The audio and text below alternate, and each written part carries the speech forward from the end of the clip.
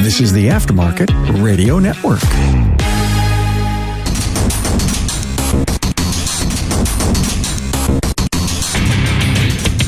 Welcome, everyone, to yet another episode of Diagnosing the Aftermarket A to Z. I'm Matt Fanslow, and this time around, we're doing a live Ask Us Anything. And us being me and one of my very best friends, Justin Morgan, who will do the majority of the question answering, and I will be tagging along. Actually, just getting ready to say I'm just here to supervise. So Napa Auto Tech offers 3-hour virtual technical classes that can be accessed from the comfort of your home. To find out what courses are available, go to newcomers.com and click on the Napa Auto Tech class calendar link. How's it been going? it's good. You can see I'm actually in my office. I have most of my computers up. I never pegged you as a World of Warcraft guy. It's tough to keep things like that hidden from public too long. Well, let's see. I see people logging in. So for those that don't know, thanking us already, we haven't done anything. They want us to hurry up and get off the air. So did I hear you say right that you also have some questions that have been emailed in over the week? I do indeed. All right. So we just got a gimme. What's up? Up's a relative term, but I would say we're recording this. Despite my best efforts, the ceiling. So yeah, I can definitely start us up. Actually, I got a whopper for the first one right out of the gate. You ready? Yeah. What do you think is the single biggest barrier to elevating the level of respect in our industry? I've been doing this long enough to acknowledge that there's been some improvement, but I don't think that we're really at the level worthy of the industry as I see it. Is it up to the manufacturers or the vendors? Do the tech schools need to instill the idea that we are not just either flat rate techs or knuckle draggers? Or will it just be a process of evolution and time will be the judge? Personally think that it is a long journey. And I hate doing comparisons of trade, so I'm not really doing a comparison. I'm doing an example. If we look at HVAC companies, residential HVAC repair companies, it used to be that it was the same as us. You know, they were looked on as the guy that you had to rely on when something was broken. I see commercials for AC repair companies in the Charlotte market now, and these guys are all wearing white shirts. The service techs are wearing white shirts, heavily pressed. Everybody's clean cut. Starched? Yeah, starched. Yeah. That's the big time. It probably took 20 to 30 years for that to happen once they started, and it hasn't full swung for them either. I don't know that we're ever going to get to that point. There's always going to be, I hate to say bottom level, but there's always going to be someone at the bottom that doesn't fully represent. Don't know that we're ever going to be, I mean, if we're honest with ourselves, at its core, we're still a trade. And I'm not saying that we can't be professional. I'm not saying that we can't have good-looking shops, good-looking waiting rooms, professional staff. I'm not saying any of that. We 100% need that. We 100% are moving towards that direction. But I don't know that we're ever going to be on the same level as someone that wears a suit and tie to work every day. That's just me personally. I think that progression is there. It's just very slow. It's improved greatly already, partly because just the technology of the cars. The vehicle technology is getting to the point where it's getting more and more difficult. I don't know that I would say impossible, but more and more difficult for just even somebody that's fairly mechanically inclined to do all the repair work on their own vehicle. I think years and years ago, you could get away with it. You could stop down at the parts store, pick up a Chilton's book or a Haynes manual, and you could do a lot of damage. Like you could do a lot of work yourself. And tool investment, depending on what we're talking about, I guess, could add up. But you could do a lot with basic hand tools and maybe a test light, maybe a meter, voltmeter, whatever, multimeter, I suppose, depending on what vintage we're talking about with maybe Dwell. It gets rough now with scan tools and service information. I guess I don't pay attention when I walk through a parts store, but is there a Haynes manual for a 2020 Chevy Silverado, much less BMW G body or G chassis? Like I don't know, but I could find out for sure. It gets rough, right? Yeah. So by itself is starting to increase almost forced respect for what we do, just because maybe they tried to dive into it. Maybe they bought a code reader. Maybe they went down to the parts store, had the codes read, and then, wow, that didn't fix it. Now, maybe I take it to shop A, shop B, not successful. I get to shop C, and they figure out what's the issue is, or they can get the job done. And maybe it's experience, maybe it's training, maybe it's just the tooling investment, whatever it is. I think there's some of that's being forced, at least from the driving public. Within the profession, I think it's being forced. And if by respect, we're talking about like compensation, and compensation's like this big umbrella term, right? It's your rate, whatever that is, your salary, your benefits. The shop's taking more and more financial burden off techs, maybe with equipment purchases, stuff like that. That's going up because it's forced, because who are they going to get? You know what I mean? Like there's shops talking about keeping people that normally they may have sent packing because they can't get anybody to replace them. So they'd rather put up with some BS. And I'm not talking like terrible, right? But they're putting up with more than they probably ever would have because there's nobody to get back. And it isn't that bad. That regard, I think COVID especially really helped it. And then even before, just the fact that we have a pretty good deficit of quote unquote good techs. And then we do have a deficit of good shops. Compensation wise, definitely gone up. I mean, we've seen the evolution of, paid training, more hard benefits, especially in the aftermarket, stuff like that. But I think the questioner was recognition. So I may be inferring incorrectly, but I kind of believe that he's talking about public image. So, I mean, I agree with all that. And so just for the record, I did pull up Haynes's website, and it looks like in the domestic categories, they have some books up to 2011. In the German, they have books up to like 2008, which is probably pushing it. Nice. I kind of want to read one. I know, right? I almost want to get on Amazon and order one just to see what's in it. Are they talking about like 3G ISIS or? I don't know. They have E90 stuff in there. So if they mention something, it would be like GT1. Do you have the ops head? Yeah, nobody has that. Getting some comments. I don't know for. Yeah, so a shop owner that I actually know, so I don't want to yell out names, but a shop owner I actually know just commented that he said he's never spent more money on training than he has in the last few years.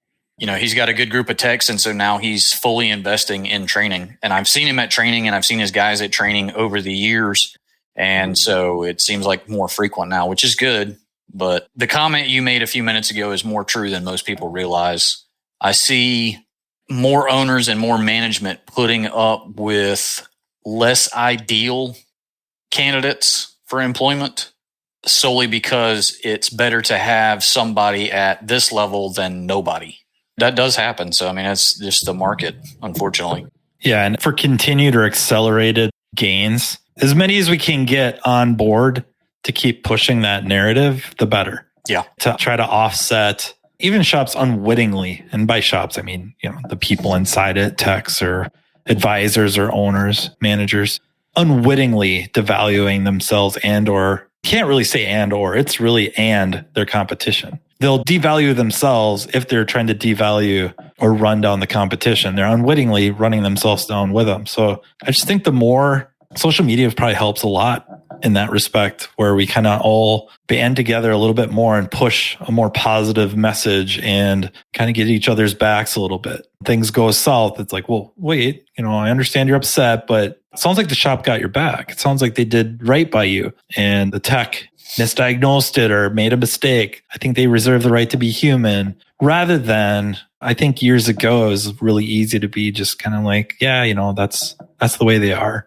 I would never hire any of those people here.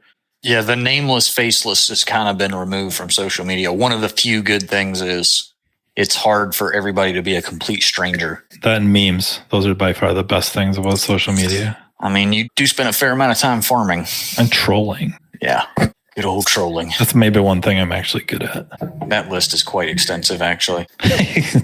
Some really good questions coming up here. I like something Dominic said. This weighs heavily on me. So Dominic says, similar to owners not being able to fix cars, though it seems that smaller shops will have a harder time too, unless they specialize. And I think there's a lot of truth to that, because I don't know when that becomes small shop, big enough to handle multi-car lines at a high level. I don't know where that cutoff is. I don't even want to knee jerk it right now. I'd have to really think about it. But I do find it's got to be difficult, or it's going to be, if not already, to service all makes, all models when you're a small shop. And we'll just say small being sub 5-6 bays. I don't even know that it's bay count. It's more tech count. Yeah, that's probably a good point. You could have 30 bays, but if you only have 5 guys, it doesn't matter, or 5 techs. I 100% agree with Dominic that unless you have a giant operation going on, you're better off specializing. And it doesn't have to be in just one car line. You know, it could be 2, 3, 5, 6. Yeah. Yep. Whatever. Definitely. I would 100% agree with that. And what I've actually started seeing is now that multi-shop ownership has become a thing. Instead of having one great big shop, you have several shops in a region for the MSO guys. I see a lot of them having, on the west side of town, they have a European shop. On the east side of town, they have an Asian shop. And then on the north or south side of town, they'll have all makes, all models that will service everything, but maybe not repair everything. And then if it becomes hey, you need to repair, we have this heavy repair on your BMW, still within our family, but we have a location on the other side of town that actually specializes in that. So I'm starting to see a little bit more of that. It's cool and it's good behind that, but I agree with Dominic. Specialization is the way to go. I mean, even if you've got some tech or two that are capable of, I think I lean a little more towards on the diagnostic side because that's what I can speak to, I think, much more fluently. Even if you have that tech or techs that are capable of being, fairly competent with multiple scan tools and service from information navigation, and then just troubleshooting in general, understanding of different systems, the cost to the shop to have all those tools starts to get it gets rough. I don't know, we're feeling it just yet, but I sense it. If I start adding a few more, I have the initial investment. And of course, it's the ones I don't have are probably the most expensive generally. It starts to get a lot rougher to be able to justify it. So you find yourself thinking heavily about, we just won't fully service those. And maybe I'm going to pick these, and maybe these is 7 different car lines or 9 car lines, but I'm going to have all the stuff to do them and hopefully leave it up to somebody else to go, well, see a need, fill a need. They're not going to service these. We will, and we'll get tooled up for it and charge accordingly. And that can end up being a really good symbiotic relationship between shops, which is becoming more and more of a thing than I remember in the past, where not just car lines, but also just services like, hey, you know what? I have no interest in getting into this area of repair work. You can have it all. I will refer it to you, and vice versa. I just think that's the way forward. And because of that, and seeing shops doing that, working together, further increases how we're looked at and viewed by the public. We've talked about that before in the past on camera, about networking. If you get in, do you have a preferred body shop in the area that you have a good relationship with that does good work? Do you have a shop down the road from you that's really good at doing alignments, that kind of thing? And I know a lot of people don't want to hear that. They don't ever want to farm anything out. But I mean, there's plenty of time, and I'm not dealing with just one geographical area. A lot of people don't understand that their geographical area is different than others. And I don't mean you don't know my market. That's not what I'm saying. What I'm saying is what you would consider a small shop in your area in Minnesota is a huge shop in almost everywhere in California. All your metro areas in California, especially Southern California, SoCal, that whole area is locked up so badly. There's regions in like Orange County where you cannot build new automotive repair shop. The only way you're getting an automotive repair shop is to buy or lease one that is already open.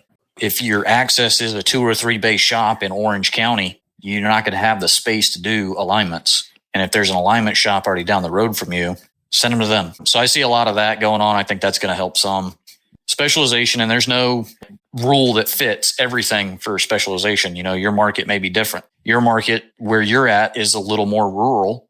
So you typically end up with a much wider range of things, both automotive and non-automotive in the shop. But there's not a lot of other places in your area to do that. Whereas you go to you go more towards the Twin Cities, and there's flipping shops everywhere, right? Yeah, we did something right. Stefan's agreeing with us, so that's just because he likes you. No, I don't think he knows me enough. Well, maybe that's right. Maybe that's why he doesn't know me well enough. Sure, he does. Gunther, he's going to open another shop. He's going to have a north side in a south side shop. Bill Hill, doesn't it all start somewhere? Training is how I'm guessing something to the tune of how we get our staff better. Training's a rough conversation for me. Yeah. Because I am 100% in on training. Like I'm not completely sold on training yet. You're not? Well, there's instructors like me out there. So now it's immediately suspect. I don't do that much presenting, honestly. You used to, though. I don't factor. Yeah. You used to. There's a reason I don't. I sucked at it. No, but you did your time on the road. You wanted to come home. It's rough because I think the audience we have, it's preaching to the choir. It is. They all know. They're already going to training. These are names we see at all the events. These are the names we see talking about not the big events, going to the smaller things, the night classes, the day classes. They're sending people during the day, during the week for training. It's the frustration of how many don't go to training. And it's almost sickening how many shops are trying to send their techs to training. They're trying to motivate them partly, reward them, compensate them, paying for the training, paying for their time in training, paying to get them there, whatever. And they don't go. They don't take advantage of it. I'm going to throw a curveball at you. I'll probably get some hate mail for this, but that's fine. First off, I agree with you. Pretty much everybody that's watching us right now or will end up listening to us eventually, they're the ones that we see every time we go somewhere. I know that when I go to Vision, I go to ASTE, I go to ITTC, I go to any of the private training events that I do throughout the year, I know I'm seeing names right now scroll through the comments of people that are in class with me all the time. Some of them too much. They spend too much time with me. I want them to go get some other training as well. We're not the problem. It's the people that still don't know that there is training out there. So yes, there is a small problem with shop owners that can't motivate certain parts of their staff to go to training, but there is a much bigger section of the industry that still does not know that there's real training out there, that they think the only training that they're going to get is those 2 to 4 hour at night classes. They have no idea the level of webinars that are available. They have no idea the level of in-person training, the seminars that are available, the expos that are available. Everybody always says, what's one thing we can do to improve the trade? I tell you what, every shop in the immediate area that you operate, that you see poor work out of, or you get customer complaints out of when the customers come through, reach out to those shops, show them what's available. Because they don't know. They still don't know. I am blown away, and I have been all over the country for the last 5 years. I am blown away by the number of times that I meet someone as I'm leaving, and they go, I never knew this existed. And I've been in the trade 15, 16, 10, whatever years. They had no clue. And the event that we're leaving has been going on for 8 to 20 years. Yeah, it's the events. It's the big events. It's the Visions and SCXs, Apex, stuff like that. And Super Saturday. Super Saturday, ASTE. Like, there's big reasons, very, very good reasons to attend these. And maybe you have to skip around. Maybe you have to Vision as like a rotation and you hit them. But there's reason to do it for the networking alone. Also, the frustrating thing is how many shops provide Napa Autotech training, who, by the way, sponsors this. The other thing is, Napa Autotech training, it's a competitor, but you know what? They have training, as far as I can tell, it's pretty good. CTI, WTI, online training. You have today's class. How many different resources online? Scanner Danner Premium. Online? Holy crap. That shops are paying for. Here it is. You can do this at home. You can do this, some shops, I'm assuming if there's a slow time or during lunch or during break, take some of this. It's learn at your own pace. How many of them are paying for it? And when they look at the end of the month, year, whatever, the amount of classes consumed are zero. That happens a lot. It does. I'm not going to lie. I know that there are some people that are hell bent on not doing online training, for no other reason other than they had enough of it during 2020. I don't agree with them. I'm just saying, if you have a mental block towards online training, I'm not going to try to force it down your throat, because if you don't want to be there, you're not going to learn anything. It's just as good as you not being there. I've had this conversation with Paul. I've had this conversation with somebody that used to work at CTI. Both of them constantly talk about shop owner paying for multiple licenses, having an LMS system set up for their individual technicians. And never logged in. And they're the ones that they bring the vehicle in. They can't talk to the TPMS sensors, so they replace them all, program them to the wrong frequency. Now the tool talks to the sensors, but the car doesn't. TPMS is still on, but they won't take advantage of the training. It just blows my mind. I did an episode trying to comment on it, and I don't know the answer. I have no idea how to peer into somebody's head and go, why don't you want to learn? Why don't you want to be better at your job? What else can they do? They're paying you to do it. They're paying for it. I've always said that there's typically, anytime you run into a professional position, there's people typically fall into two categories. And it's real simple. It's either a job or it's a career. And if it's a job, I clock in at 8, I do my assignments, clock out at 5, I go home. When it's a career, you know that you're in it for the long haul and you have to continue. Those are two totally different mindsets. I don't know that people that are in a mindset, there's not always going to be a way to convert those people. There's going to be a large section of that have a job that will never become, I have a career. I don't know that you can overcome that. How can this happen? How can you not be taking advantage of this training and then struggling on things that training would have helped you avert where you wouldn't have struggled at all, and then complain about you're not progressing up to this mythical number that's this mythical $100,000. Yeah, you're not a 6-figure tech. Wherever that came from, that's its own. That's good Lord. Who knows? That probably came from the same place Beetlejuice did. For 98 years, the Napa name has meant quality parts and service. It also reflects top quality training programs to help you build a more successful vehicle repair business. No doubt, the technician shortage is impacting everyone, but you're not facing this battle alone. Napa has the solution by making Napa AutoTech training available near you.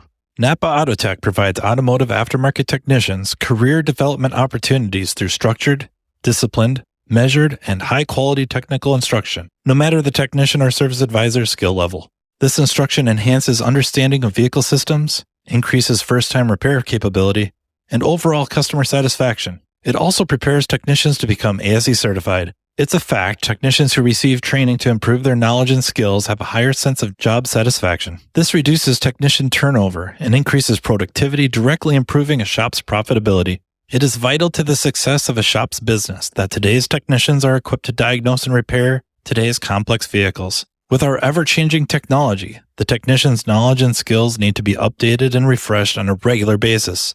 As you labor over the decision of whether to send your techs to get their skills sharpened, keep in mind, Napa AutoTech training is an investment, not an expense, and it's available to all.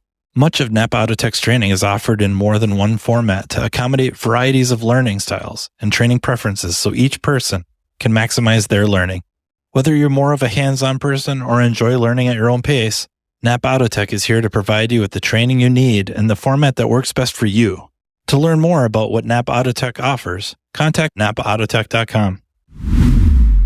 I see the training argument all the time. I've had shop owners hire me to come in and do private training, and you look at the expense and the amount of planning that it takes to get me to come in to do private training. And then I have other shops that nobody goes to training.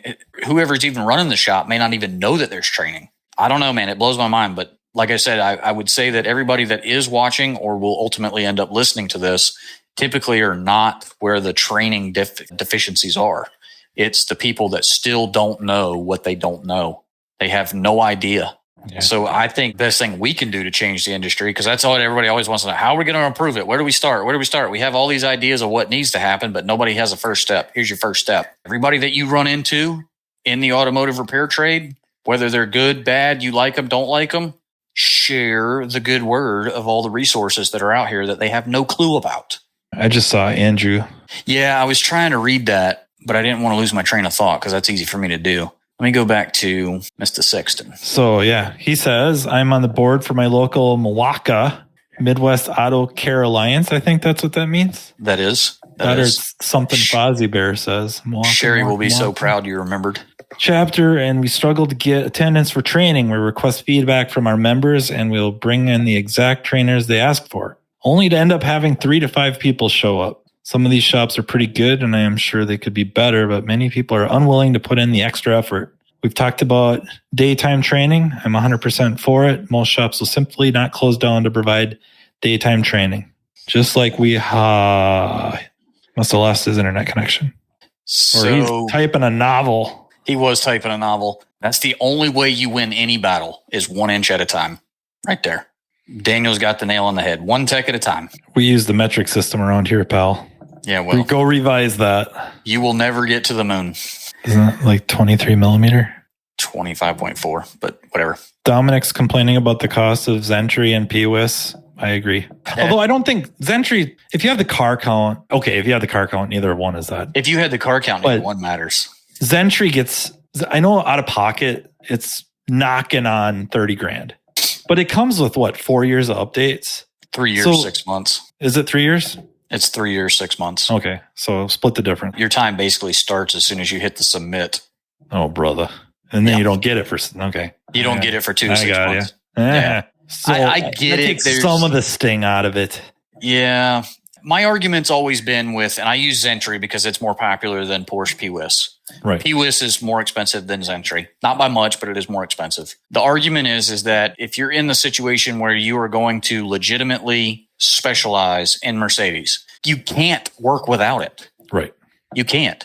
Yes, it's a lot of money up front, but again, 3.5 years. By the time you add in tips, StarTech, and the actual kit for Zentry with the hardware to your door, you're going to be somewhere in the neighborhood of 36, 37 and change. Plus the $200 COD tax charge you have to pay when they drop it off. You divide that by 4, you're at what, 9 and change a year, 10 and change a year. There's plenty of car lines that guys have in here they're spending 10 grand a year on. The big thing is you have to pay it up front. I get it, but that's not a tool for everybody. That's not, a lot of guys don't want to touch Mercedes. I get it. I think we screwed up personally. I think the reason that tool costs so much is because we, as a trade, screwed up. Back when the right to repair was written the first time, they put a line in there that said something to the effect of access to OEM information and tooling should be available to the aftermarket repair for a reasonable cost. The problem is that there's no footer on the bottom of that bill that has what reasonable cost is defined as.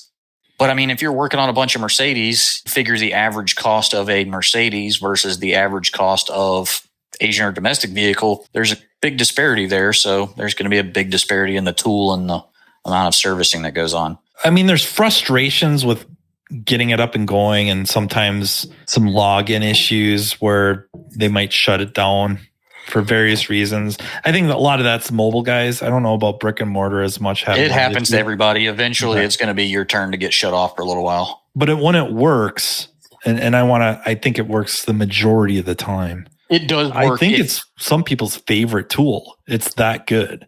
I'll be honest, and we all know that I'm hardcore BMW.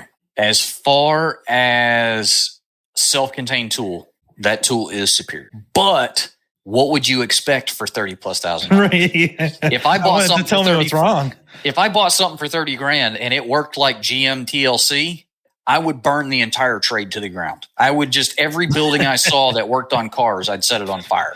Can you imagine spending that money for GM and then it being down all the time? That would be crazy. Yeah. So yeah, it does work. It automatically updates itself. They rarely have issues. Now that they do have issues, they're just not as well published because the ownership, it's not a popular tool to own. If you ever sneak into like a dealership group on the Facey space, you'll notice that they have problems too. Everybody has problems.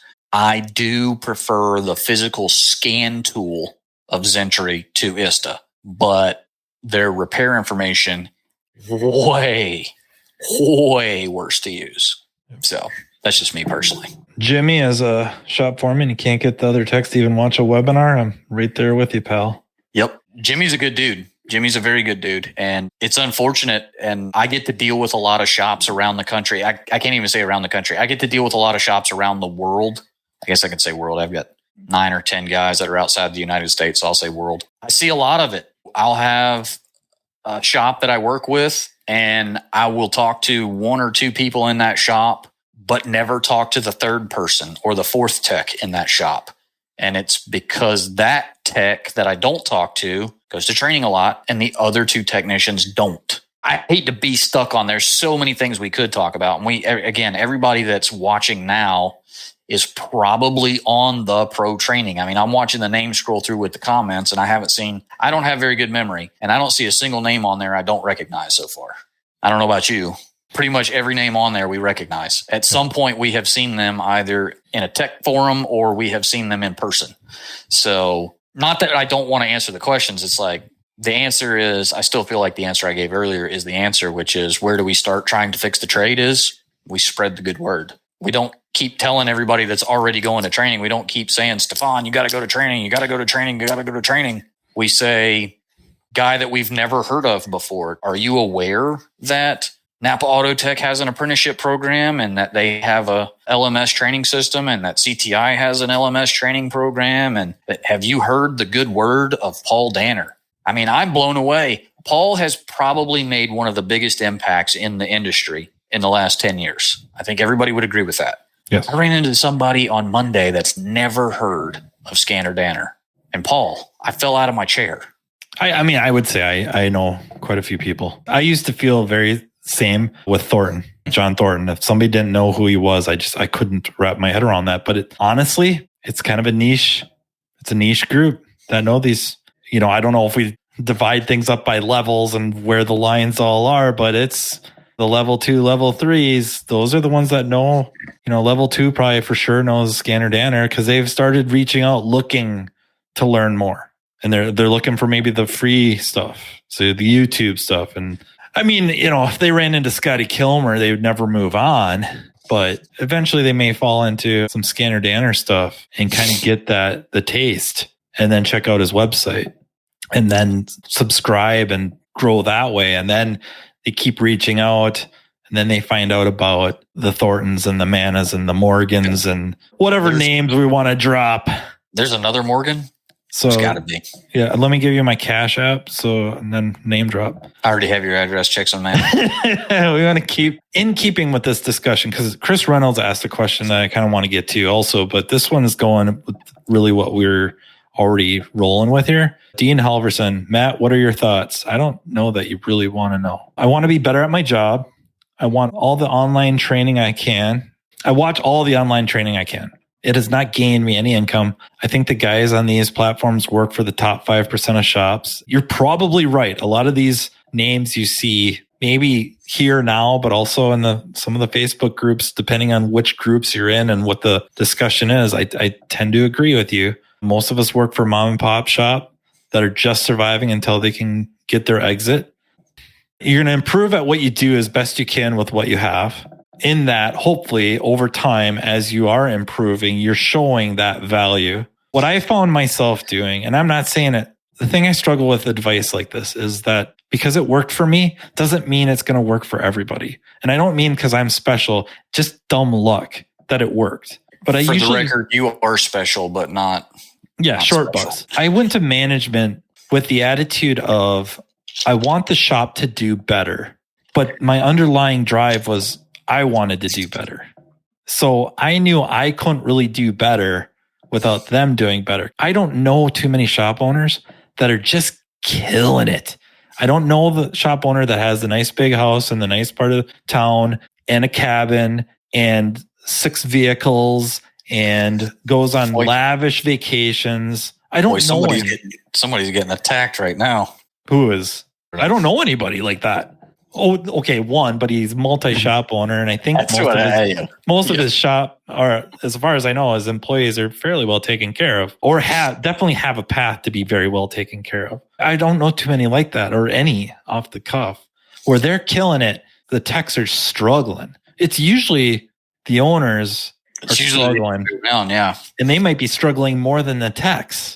I see that a lot. I know that there's this impression that every shop, and it's hard to remember, and I can say this, I don't know for sure, but I'm pretty sure Matt has been in this position as well. When I started out early in the career, I'm telling you right now, I didn't work for really nice shops. I did not have a warm, fuzzy feeling when I walked into work every day. It was lights burn out, grungy, 2-bay, 3-bay, not a good situation. And then as I moved shop, a couple of shops, got some more experience under me, I started to notice that I see more shops are what we would refer to as mom and pop and less what I would refer to as garage mahals. Most garage mahals are corporate. There's some exceptions for sure. There's some really nice independent shops. I'm not picking on them. I'm not putting them down. Good on them for being able to make that happen. By no means do I think that you're being cynical. You're speaking pretty straightforward. No issue with that. I see a lot of guys that looking for that greener grass on the other side. Guys, I get to go to a lot of different shops as I go around the country. And I'm not saying they all look the same, but I'm saying they all look the same for the most part. But I went to management to help with ideas to help make more money for them. Of course, the idea is that it will trickle down. For the most part, it did. So the first shop I worked for, and this is, really out of college, I thought I knew way more than I really did. But I read a lot of magazines, trade magazines, and then at the time, IATN. And it still is a terrific resource, but it's dated now. It's not the current hangout. There's far more stuff going on in like Facebook groups, diagnostic network. But IATN was a terrific resource. And honestly, it still is. It's not like a lot of the rules change, especially when it comes to shop management type things. But I would go with these ideas. The first shop I worked for, a little bit of a resistance, but try a little bit of this, try that, try this. And it got better and better. And then you probably heard the story. I think I've told it. Shop owner was in a snowmobile accident, was paralyzed, closed the shop down. I went to the next shop, kind of the same thing. Only I really couldn't get them to budge. It was a lot of fear. I don't even say that out of judgment. They had fear. They're scared what they would lose for clients. So loss aversion. I only lasted a year. I had to get out of there. But it wasn't so horrible that I rushed. I had time to try to find a good situation. I felt like I did, and that worked out well. Same thing. Not that I go in there with just, I know how to do this, so listen to me. It's always just a little bit here. Here's an idea. What do you think of this? Trying to help, I guess, selfless for selfish means, if that makes sense. Both income-wise and then equipment too. Like I wanted to be able to get whatever scan tools or service information or whatever. And this is before I knew Keith Perkins, so it was easy street. I see Dean.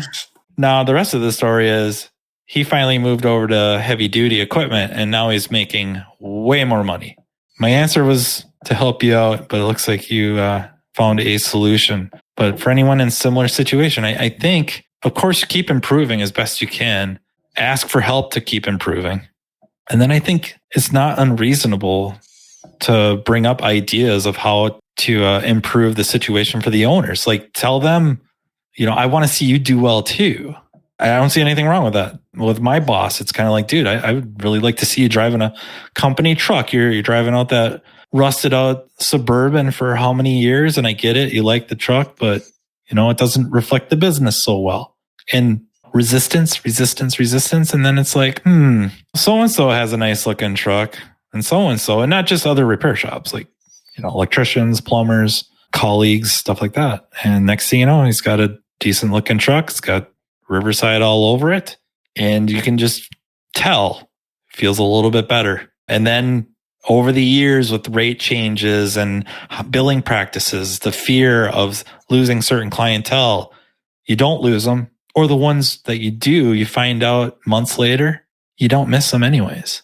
And that's not to go in with like an arrogance or a chip on your shoulder. That's the positive evolution. That's the way it's supposed to work. You work for an organization, which is a big organism, and you're part of the organism, and you want the organism to succeed and to improve.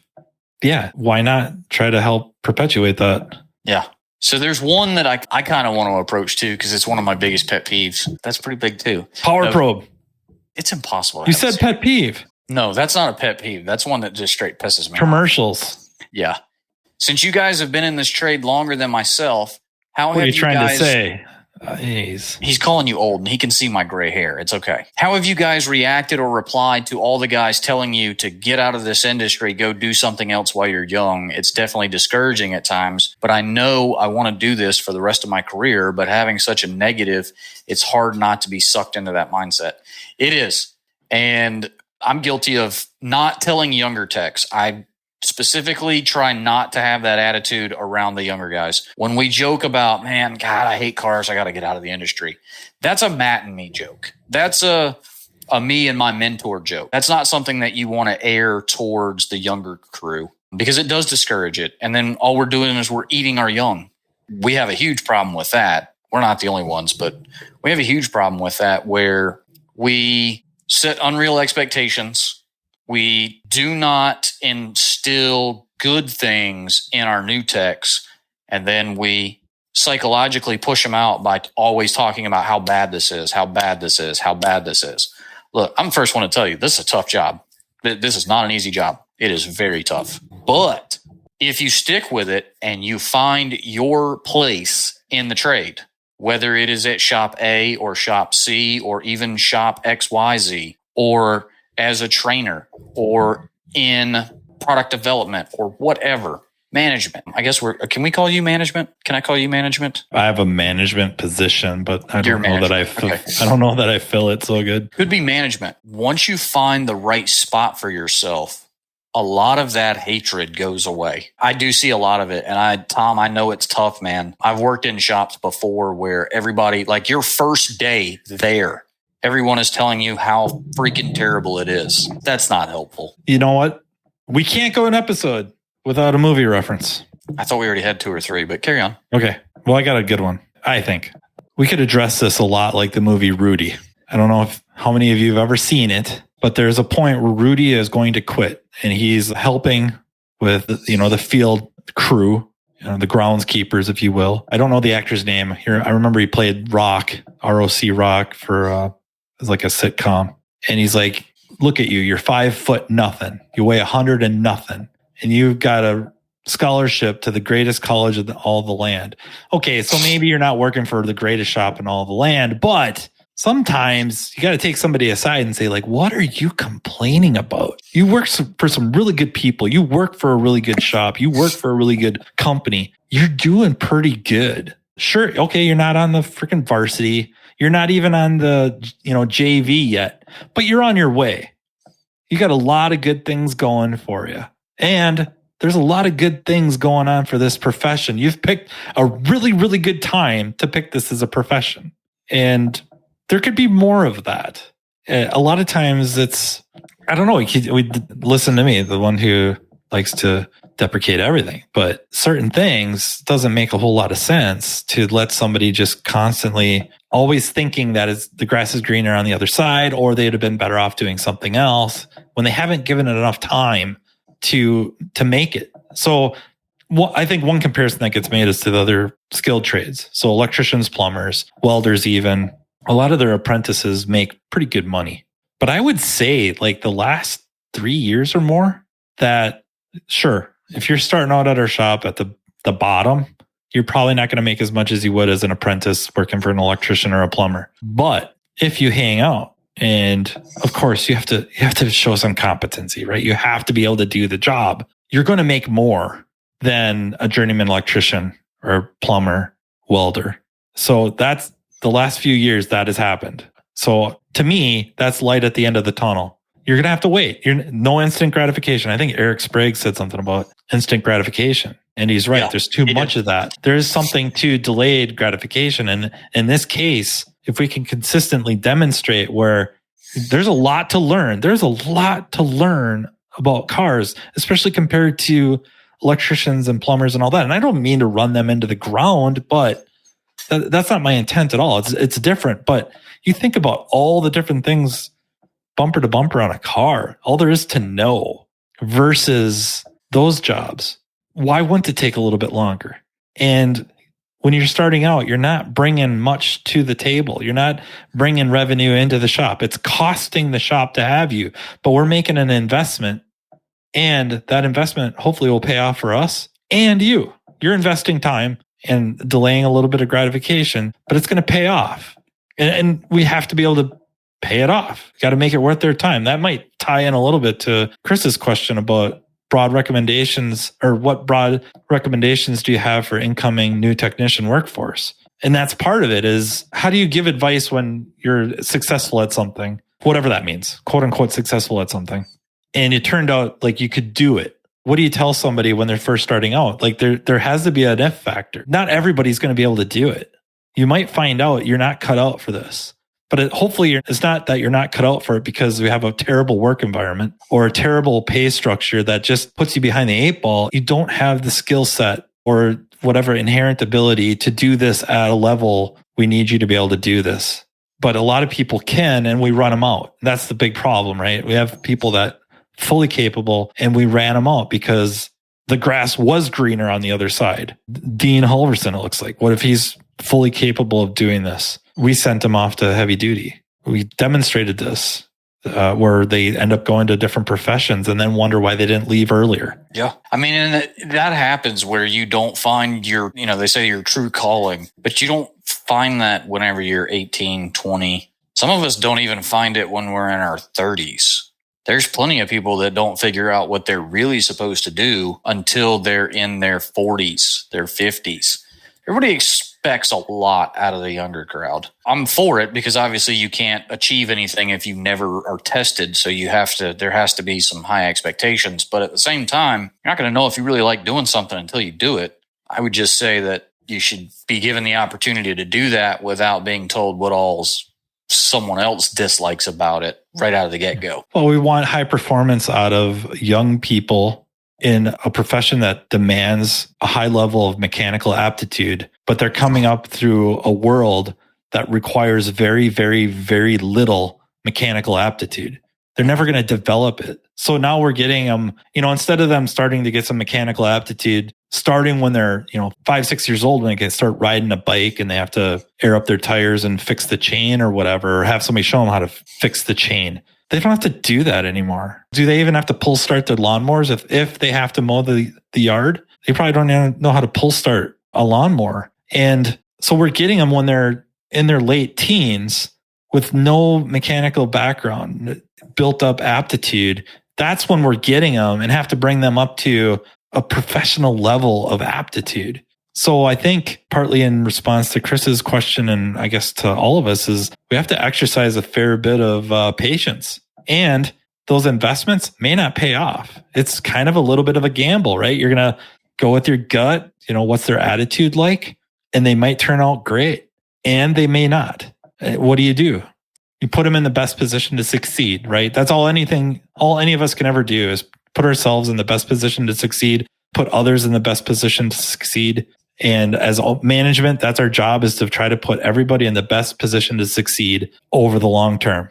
I agree. And like I said, there's no hard feelings. If somebody comes in, they put forth a good effort and they decide this isn't for them. Because like you said, there's plenty of people that think that this will be something that they want to do. But then when they actually get in and they find out the ins and outs, this isn't for me. But I really like doing HVAC, so I can go work for an HVAC company. Or, I really like being outdoors, so I'm going to go be a roofer or whatever.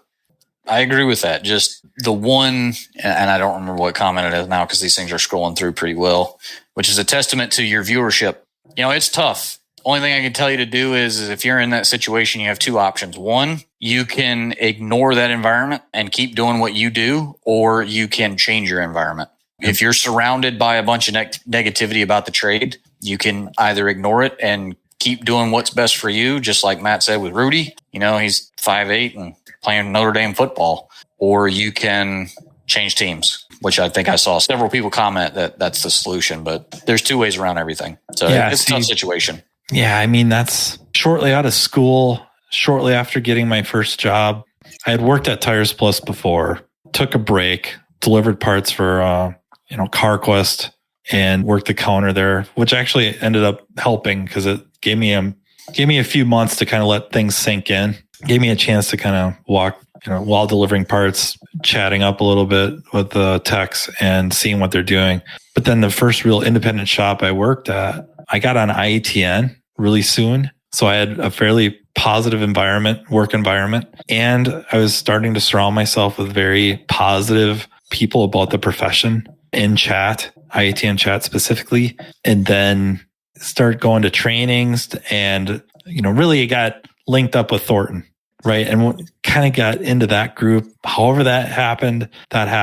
It was hard to have a really bad attitude about the profession. There's absolute frustrations. Definitely was thinking about quitting and going to work in a factory where I could have made more money. But I had a lot of people telling me, like, just wait, just give it time. Like, jeepers criminy, you're 20, take it easy. It's tough. And the other thing too is, and I see it a lot with younger guys coming in, anybody who works on cars is eventually going to be infuriated, because frustrated is not the right word. They're going to become infuriated with a vehicle that they're working on, or they're going to be infuriated by a situation around a car, whether it's the customer or whether it's the car or whether it's the parts department or whatever it is. That's not the same thing as being bent out of shape about feeling like you're stuck in a trade that isn't good. Those are two different things, and it's hard for somebody that comes in new, doesn't have any experience, to differentiate. If you've ever worked with me and I'm in a hefty battle with a car, you're probably going to learn some new words. But it's directed at the car. It's not directed at people. It's directed at the car. There are some days that I physically hate cars. You put words together no one ever imagined could go together, and they work. You know exactly what you're talking about. Yeah, I do have a skill for that.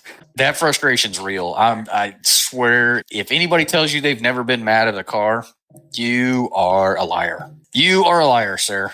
Or ma'am, or whatever. It's tough. Again, that's different than you should get out of this trade. This trade's terrible. I've had rough patches in this trade. Matt, you worked for a tire store. I worked for a tire store. I was dumb enough. I worked for a tire store twice. And I don't mean like an independent tire store. I mean like a big chain tire store that's known for chewing people up and spitting them out. So I've been in those bad environments. It's tough. That's toxicity in the workplace. And, sometimes that's management's job to get rid of that.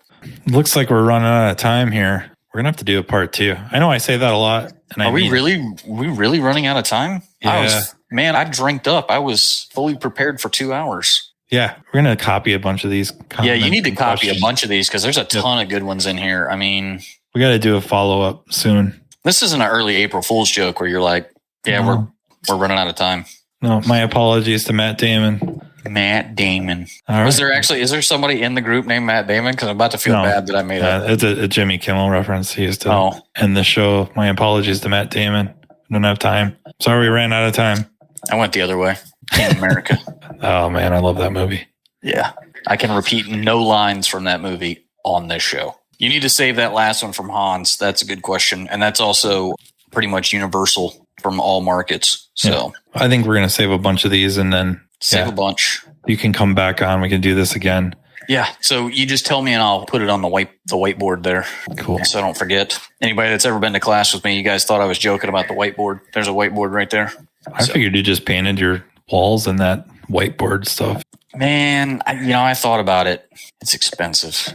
Well, thank you very much for joining me, sir. Thanks for having me. And I'm super glad that we had as much viewership and interaction. Well, they heard you were going to be here, so they just come in droves. What they did was they saw the bill that got put up and they said, "Who is that guy with Matt?" That's what they said. All right.